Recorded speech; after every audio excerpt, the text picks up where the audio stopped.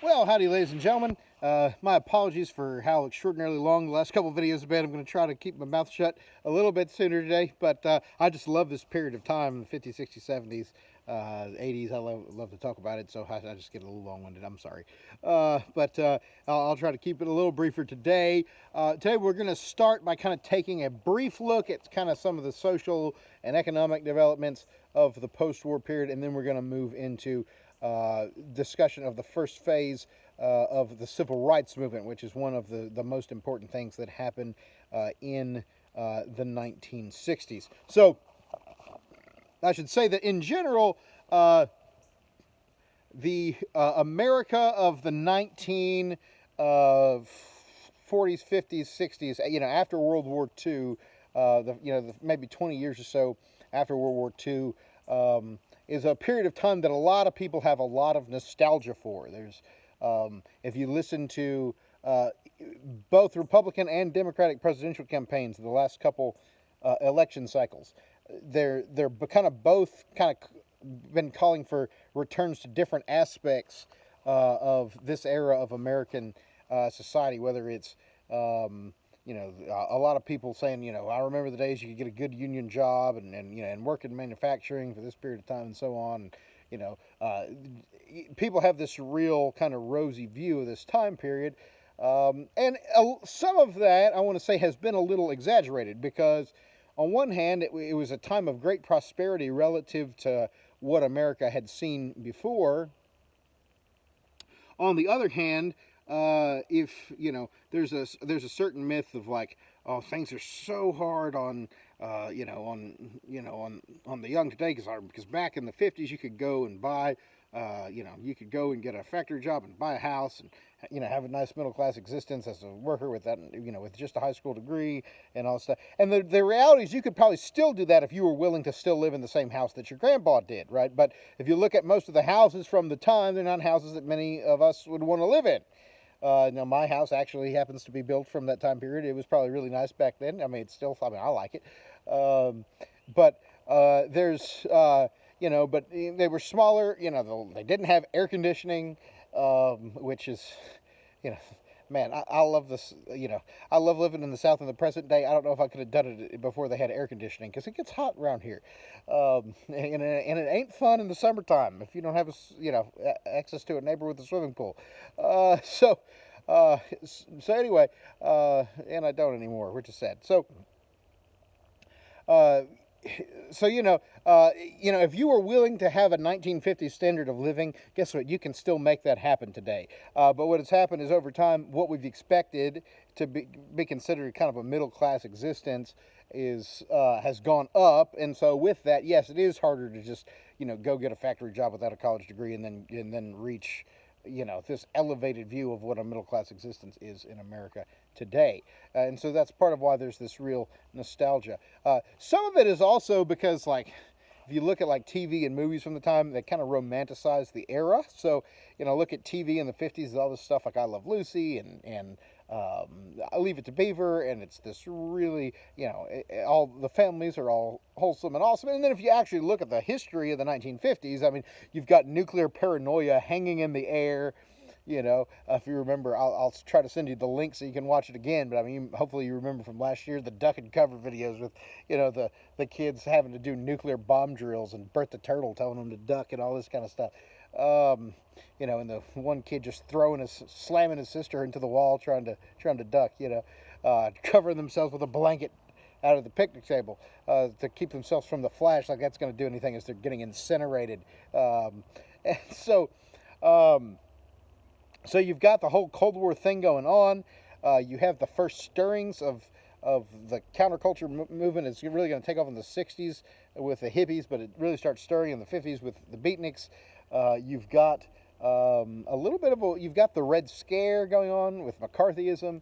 You've got a little bit of a rise in juvenile delinquency, although some of that may have been a little bit exaggerated. So the 50s is a little, well, and I should say very importantly that the 50s had this underbelly of a lot of racial violence and stuff as well, because the civil rights movement gets rolling, which we're going to talk about later on in the video, and with that, a lot of people in who favored segregation did a lot of unconscionable things throughout the 1950s and 60s in terms of violence against African Americans and even against whites that opposed integration. So, excuse me, yeah, whites that supported integration. I'm sorry. So,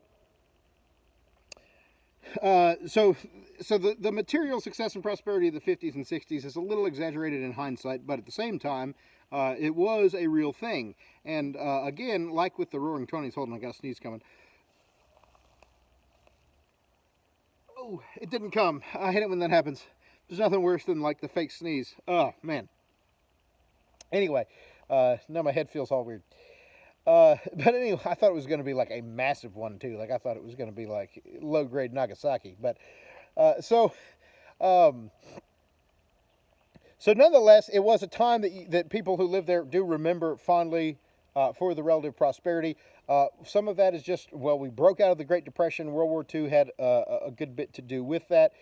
When people came back from World War II, a lot of them were given what they call GI loans, or they passed something called the GI Bill that made it possible for a lot of these soldiers to go get increased education after the fact. And the 50s is this mass rise in consumer culture.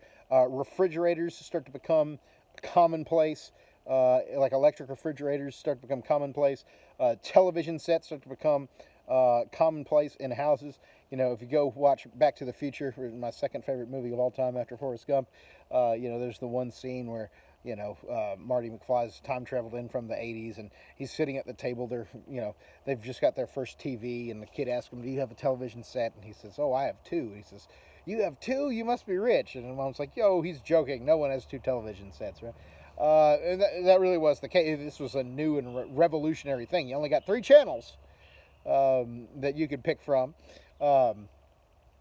I got to tell a dad story that when my dad was a kid, he was a little bit later than the 50s. He was in the 60s, but they had black and white TV, and some rich neighbor of theirs had purchased this plastic screen that you could put in front of the TV, and it was like blue. It was blue on the top, green on the bottom, and like a pinkish hue in the middle, so the you could see either a blue sky or a blue painted ceiling if it was an indoor scene, and either grass or a green carpet if they were inside, and then a kind of flesh tone in the middle. And you can imagine this is not very good or accurate coloration of the scene, but it really blew them away, and they went on and on about it. And then that man actually wound up leaving that to him in their will because they talked about it so much.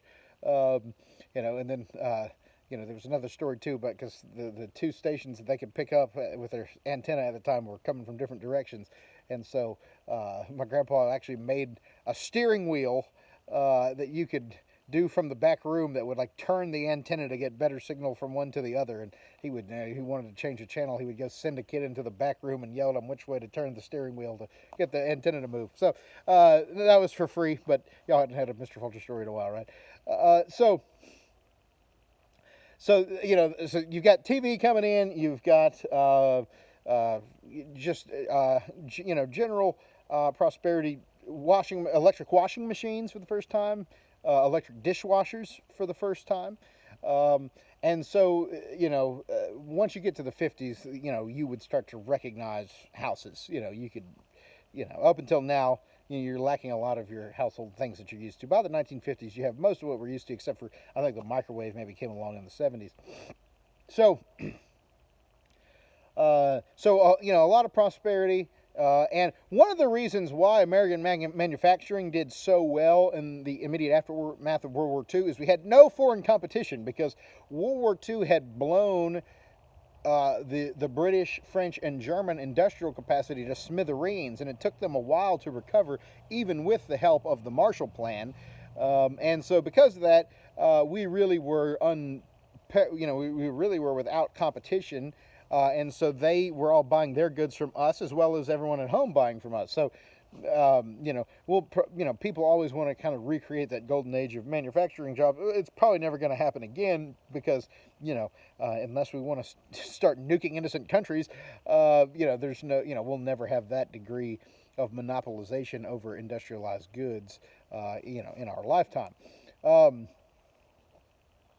uh, there's a couple, but probably the most, I'm going to move slowly toward the civil rights discussion, but there's a couple areas where the integration of America started to go there first, and before it happened to society wide. One area was music.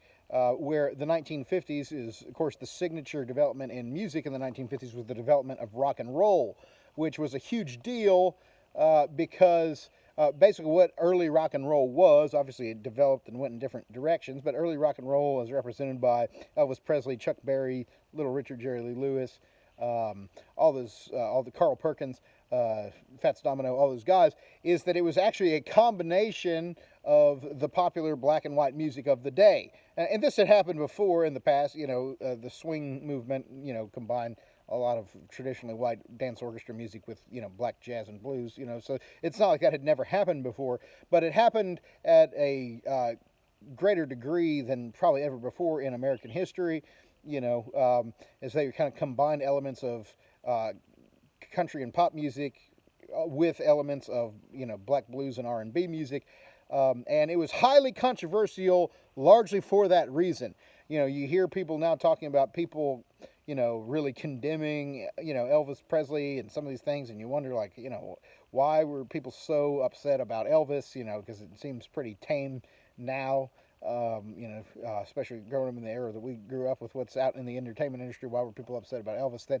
Well, some of it might just be because he was jiggling on stage and whatever, but a lot of it really is because people were understood that what he was doing in marketing an African American sound to white audiences, it was kind of helping to pave the way for integration. It was creating more common ground, and a lot of people did not like that at the time, and that's part of why rock and roll was so fought against by critics at the time. So that was happening in the musical arena, and I should say about one of the reasons why the importance of rock and roll developing is maybe a little more important than the development of some other, types of music like, bluegrass or reggae or whatever. Even if you like those types of music more than rock and roll, is that it with the development of rock and roll in the 50s is also the development of the first kind of teenage consumer culture, like the idea of companies like marketing their products to a teenage audience. This was kind of a new idea because this is the first off, the idea of the teenager really is invented in this time. You kind of went from being, a boy pretty much straight to being a man up until this time. But after, with the post-war prosperity, you had a little more time to kind of, more people were finishing high school. You had a little more time that people could kind of stay at home and kind of have this kind of, and with the introduction of the automobile, giving you a little bit more freedom to go places, this is where you have the development you see on all the malt shops and, dances and all the stuff that you see in all the movies set in the 50s and stuff. This is the beginning of a youth consumer culture. And this is still, and youth consumer culture makes the world go round economically to a great degree today. Shoot, I don't even keep up with everything y'all are watching or paying attention to, but a lot of the whatever, but you are the demographic that advertisers want more than anyone else in the world.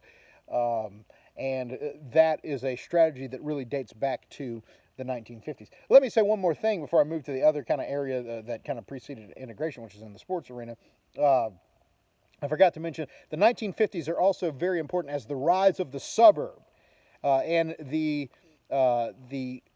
increasing prevalence of the automobile is a big part of that. Now, so the rise of the suburbs kind of begins before the war. There's some movement in that direction slightly in the 1920s. People can commute a little bit further, but it's not until the 1950s that the suburbs really begin to exist as a distinct way of life that is neither urban nor rural. So the suburbs basically were these areas, like for instance, if Columbia is urban, then Lexington is kind of a suburb of Columbia. So It's kind of the metropolitan area idea. So what happens is it used to be you either lived in the country, or if you wanted to go work in the city, you had to live in the city. And the jobs were either kind of rural jobs, or they were urban jobs that required you to be there at the city. Well, now that you have cars, you don't have to hitch up a wagon to drive from Saluda to Columbia. If you want to drive from Saluda to Columbia or Augusta to go to work, you can. And so it's no big deal to drive 60 miles to work anymore. And if you're willing to deal with the inconvenience of that. And so what happens is you create these areas around the cities called suburbs, where a lot of people will live there so that they're out of the dense population of the city, but then they'll drive into the city in the day. But then there also are enough people living in this area kind of around the city that you can kind of make your living running stores and stuff in the suburbs. So the suburbs kind of begin to exist as a real phenomenon during the 1950s. So back to, we mentioned music as one area where integration is beginning to happen that's out of the mainstream. Another is the area of sports. Sports had been highly segregated up until the 1940s. One little exception was Joe Louis, who was, before Muhammad Ali, the greatest heavyweight boxer of all time, and became America's first black sporting hero. And there was a fight that he had right before World War II got started against a German by the name of Max Schmeling. He was a former champion who was also the first man to beat Lewis. And they were fighting right as we were on the verge of World War II, and he's fighting a German. And of course, if he loses the title to Germany, Hitler might never let him fight another American again. And maybe the Nazis just keep the championship forever or whatever. And so Lewis actually gets kind of rooted for and supported and pulled for by white America, and that had never happened for a black athlete before. The first black heavyweight boxing champion, Jack Johnson, people literally rioted every time he fought. Every time he beat a white guy, they would riot and kill black people. Just terrible. So Joe Louis really is able to do a lot to kind of create an atmosphere, because he became an American hero, not just among the black population, but among the white one as well. And that kind of helps set the stage for Jackie Robinson. And so Jackie Robinson is the first black player to play in the major leagues. Up until that time, the black players had been forced to go play in their own league, which they called the Negro Leagues. And at times the Negro Leagues were better than a lot of the teams in the National League, in the American League. You had Satchel Paige and Larry Doby and all these guys. But Jackie Robinson is the first African American who's given the chance to actually compete on in the two major leagues. And and he begins to play for the Brooklyn Dodgers, which were one of the three Major League Baseball teams that were in New York City at the time. And Jackie Robinson is treated horribly at times. He's booed and called all sorts of names in different arenas, people that weren't ready for it and didn't support it. But he perseveres and winds up being a Hall of Fame baseball player in his own right, even regardless of what it meant for the country. He also winds up being a great player for its own sake. But he does well enough that the doors are kind of open for others to follow him in, and so you start to have some more of these people begin to move from the Negro Leagues into the American and National Leagues. And before you know it, you start to see the process is slow. It doesn't happen overnight, but you start to see professional sports get more and more integrated. And and I think that probably was both the integration of sports and music. I think both were important in kind of preparing people mentally for the more widespread integration that begins to happen in the 1950s and 60s. So we've mentioned that some of the last several presidents that we've talked about, Roosevelt, Truman, are starting to take baby steps towards civil rights movement, and then Eisenhower is going to continue the trend. It's actually kind of impressive because we go a little while, throughout the 40s, 50s, 60s. We'd never have like a rabid segregationist president. Johnson really was, but he winds up actually signing, in terms of being racist, but he actually winds up signing the Civil Rights Bill that kind of ends segregation. So, I mean, you got to give him credit. He may have had ulterior motives in doing that, and he may not have had a very enlightened attitude about race, but he at least he signed the bill, so you got to give him credit for that. So, thankfully, presidential leadership was typically, mainly pro civil rights. The question was, were they going to be moving fast enough? And sometimes maybe they moved a little slow. But the first real great victory of the modern civil rights movement is a Supreme Court decision called Brown versus the Board of Education of Topeka, Kansas, which comes down in 1954. Remember, so the segregation, the whole Jim Crow regime had been established under Supreme Court precedent from a case called Plessy versus Ferguson, which has since been overruled by the Supreme Court. And Plessy versus Ferguson had held that separate but equal facilities were not a violation of the 14th Amendment, which called for equal protection.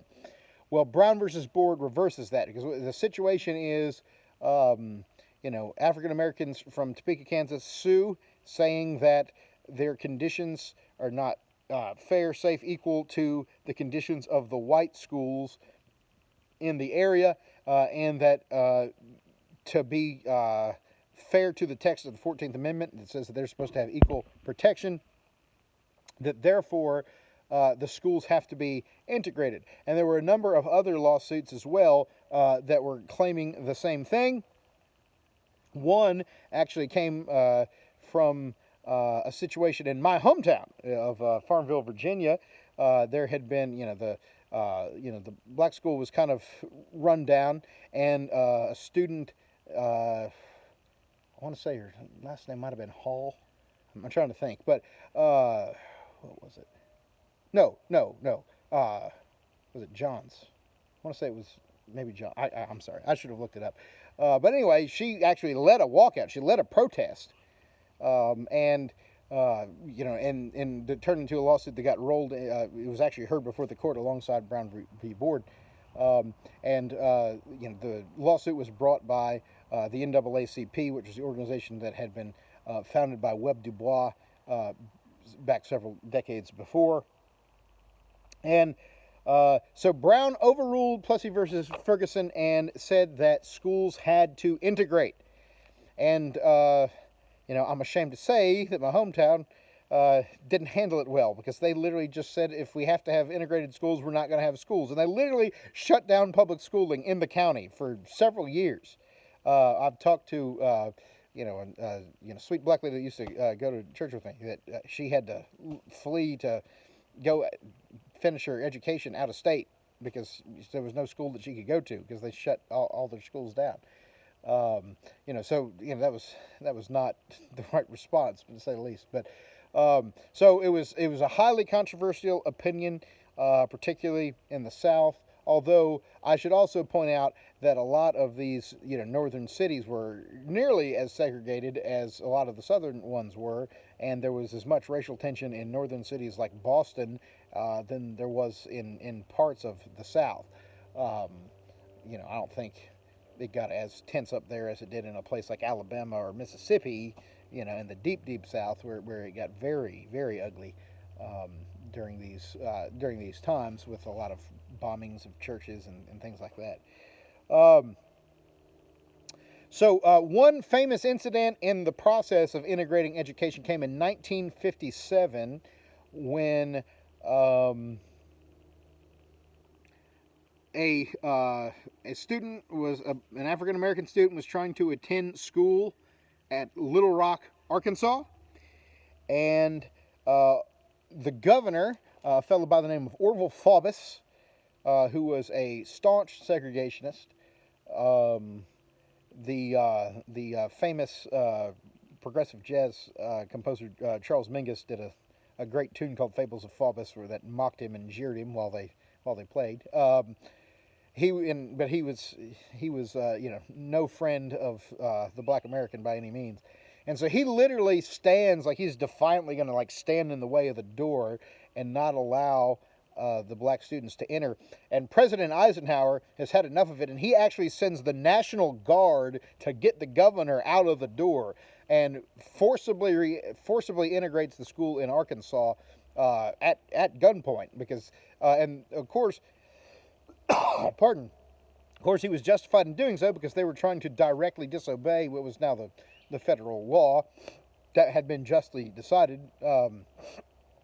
And so, so President Eisenhower comes down in favor of the ruling. So from there, the next big step in the civil rights movement is the Montgomery, Alabama bus boycott in 1955. So 1955, at the time, Montgomery, Alabama had a public transit system running public buses that required the whites to sit in the front and the blacks to sit in the back of the bus. And a woman named Rosa Parks takes a stand against this policy, refuses to give up a seat in the front. And she is then harassed and I believe arrested. Arrested and fined.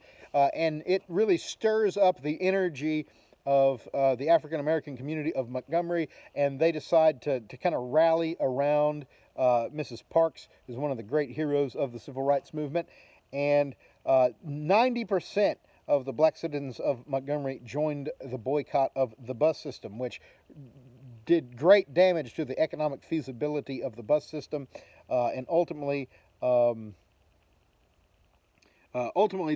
the fight wouldn't end until the Supreme Court made a ruling in favor of integrating public transportation as well. Emerging out of the Montgomery bus boycott, though, the most famous leader of the civil rights movement comes out of that moment, and it was a Baptist minister by the name of Martin Luther King Jr., and he's one of the great orators in American history. He can give a speech like almost no one who's ever lived, and he emerges as kind of the leader of the movement. He's able to issue some writings, like a letter from a Birmingham jail, and make speeches like the famous "I Have a Dream" speech, that really stir the conscience of the nation and cause a lot of people who had been moderates on civil rights to realize that it is not okay that you have these people who are as American as anyone, who've been in America for generations, who are, and also are human beings, and stand before the Lord equal to everyone else, and being treated misproperly or treated terribly in a lot of these situations. And so he organizes a group called the Southern Christian Leadership Conference. Dr. King uses a lot of scripture in his appeals to people. Famously, the verse from Amos where it talks about righteousness flowing down like a mighty stream. And so a lot of this really kind of appeals to, even though a lot of people who had been Christians had been going along with this unjust system, and it just hadn't either dawned on them or hadn't bothered them, or they'd come up with theological justifications for it. A lot King's Christian rhetoric, I think, is a major part in why he was able to persuade people. Not that he was universally popular. Everyone loves to honor the man now that he's dead. At the time, you had all sorts of people accusing him of being a troublemaker and all this kind of stuff. The FBI was trying to blackmail him. He did have some problems in his personal life was not up to snuff, and because of that, a lot of FBI and other intelligence agencies were trying to hold that over his head and actually blackmail him into not continuing his crusade. It was horrible. Like they bugged his room. They traced him. They followed him, and really tried to ruin his reputation.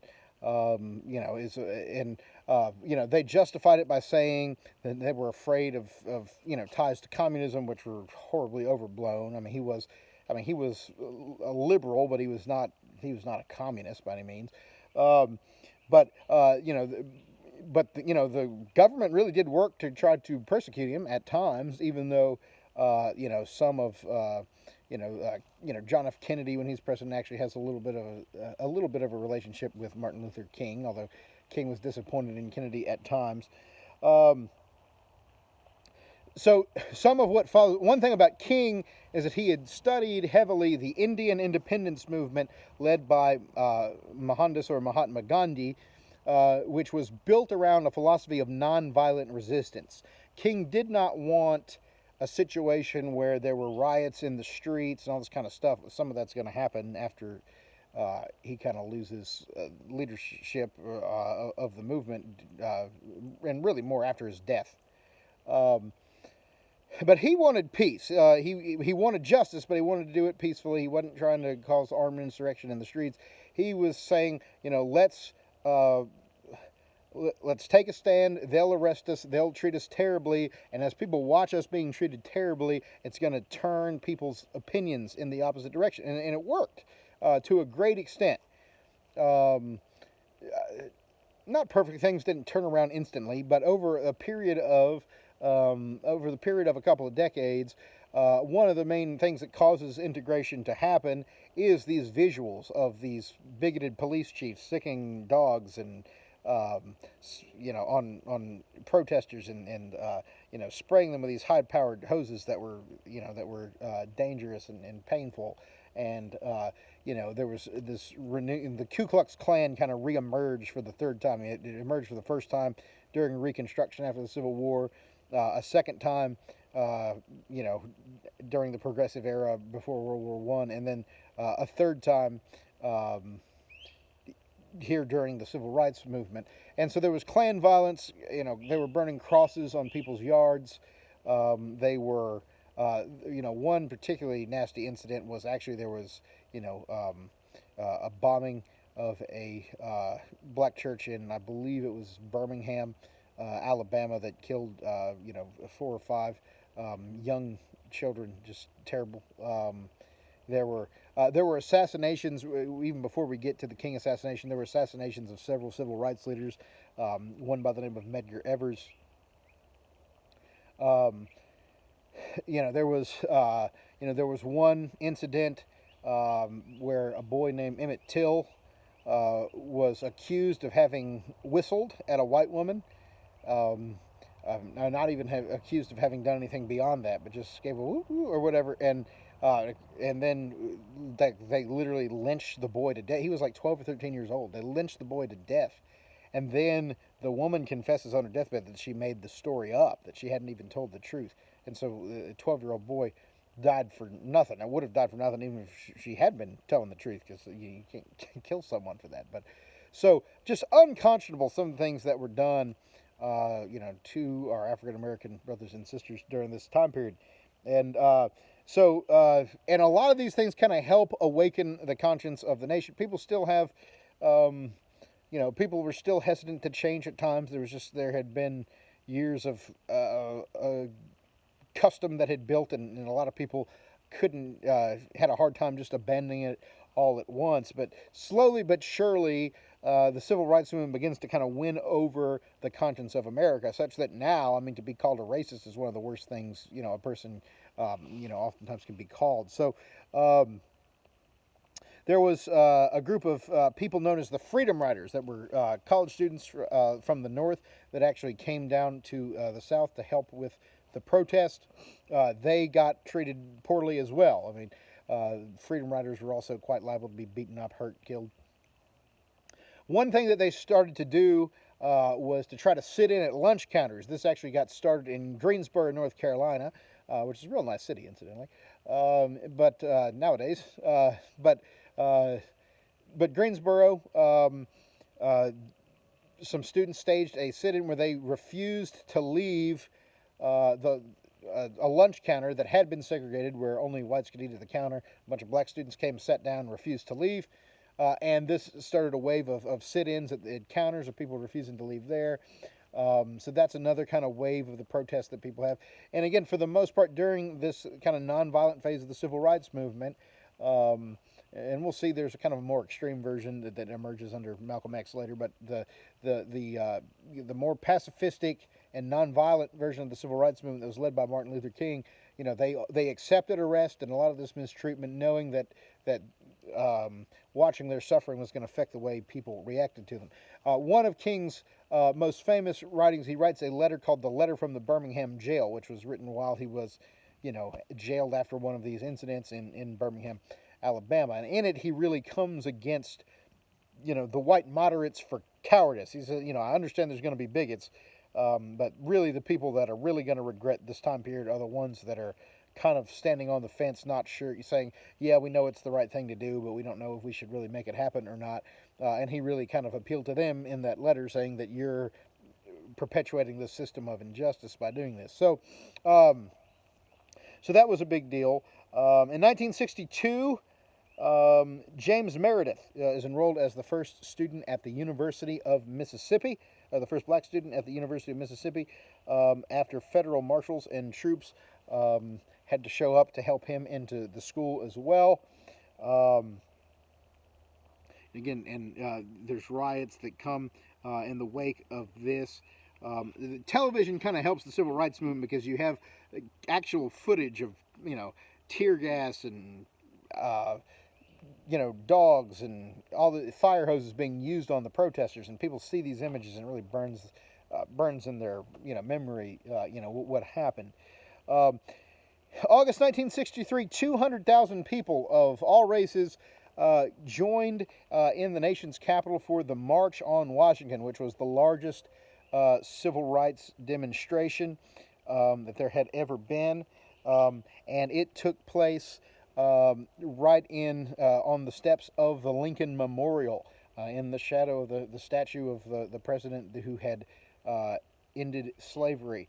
Looking out to the reflecting pool, and Dr. King stood on those steps, and he, gave his famous speech. He said, "I have a dream that one day this nation will rise up and live out the true meaning of its creed. We hold these truths to be self-evident, that all men are created equal. I dream that one day on the red hills of Georgia, sons of former slaves and the sons of former slave owners will be able to sit down together at the table of brotherhood.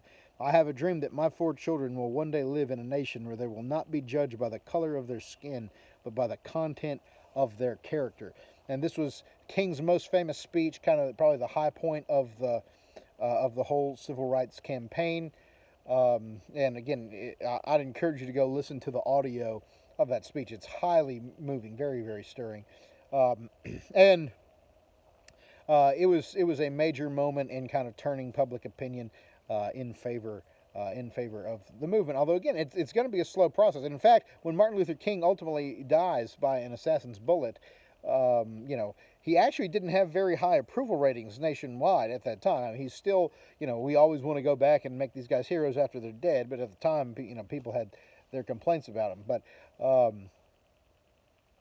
and everyone then is like, "Oh, I've always supported Dr. King. I was a big fan from 1962," and of course in 1962 the reality is they were, accusing him of, being a communist and all this kind of nonsense. So,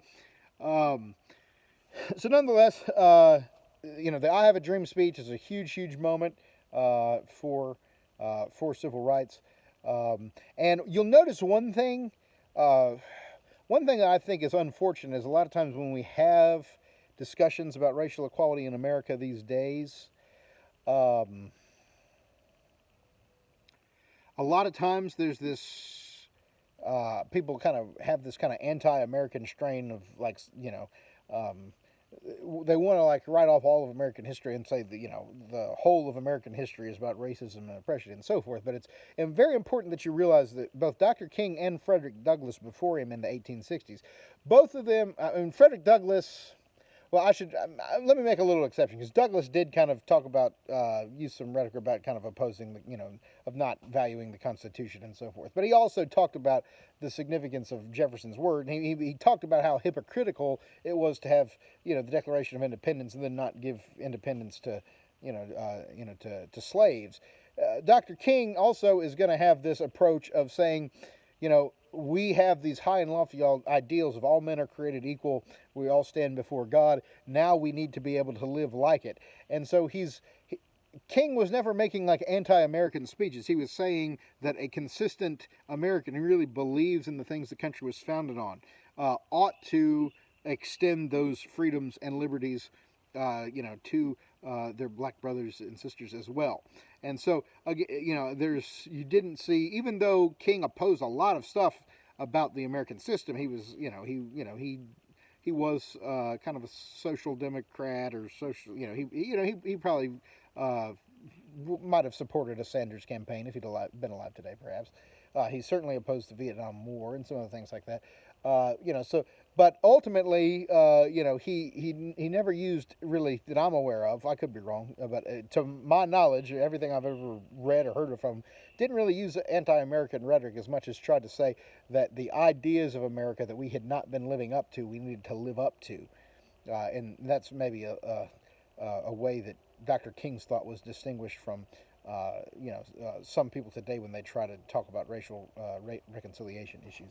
So that will be all for today, and I'll see you back shortly. Y'all have yourselves a good one.